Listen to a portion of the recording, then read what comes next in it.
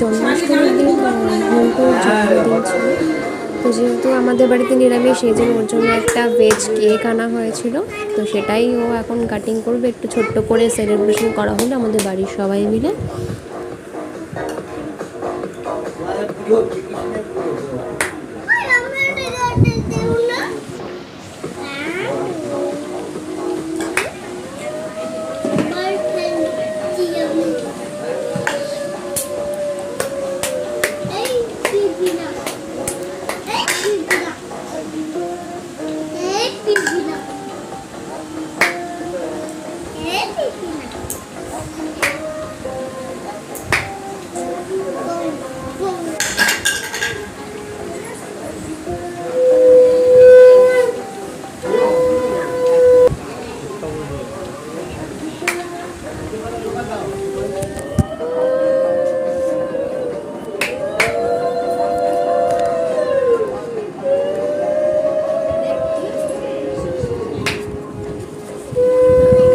ওকে সবাই মিলে আশীর্বাদ করছে এখানে।